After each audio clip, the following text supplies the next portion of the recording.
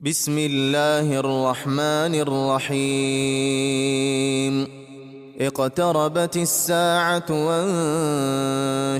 القمر وإن يروا آية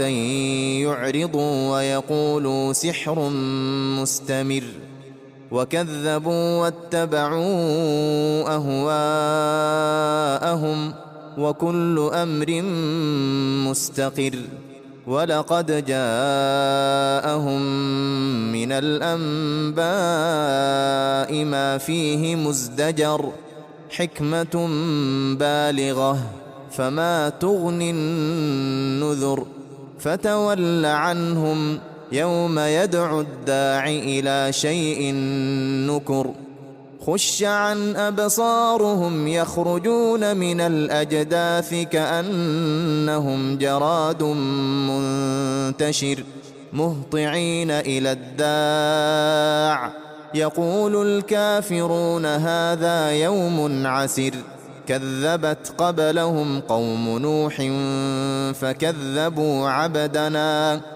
فكذبوا عبدنا وقالوا مجنون وازدجر فدعا ربه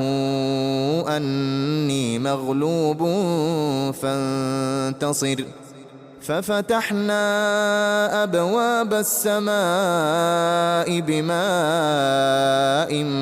منهمر وفجرنا الأرض عيونا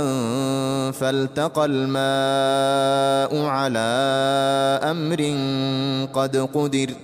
وحملناه على ذات ألواح ودسر تجري بأعيننا جزاء لمن كان كفر ولقد تركناها آية فهل من مدكر فكيف كان عذابي ونذر ولقد يسرنا القرآن للذكر فهل من مدكر كذبت عاد فكيف كان عذابي ونذر إنا أرسلنا عليهم ريحا صرصرا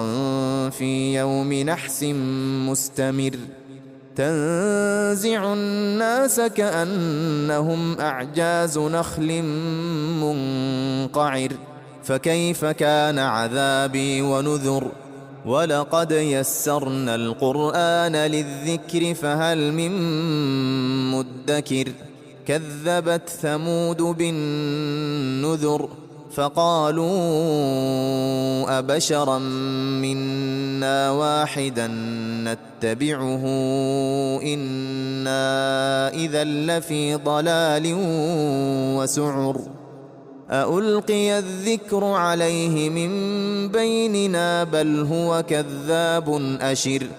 سيعلمون غدا من الكذاب الأشر إنا مرسل الناقة فتنة لهم فارتقبهم واصطبر ونبئهم أن الماء قسمة بينهم كل شرب محتضر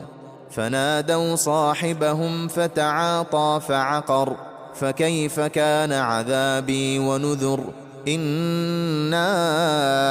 أرسلنا عليهم صيحة واحدة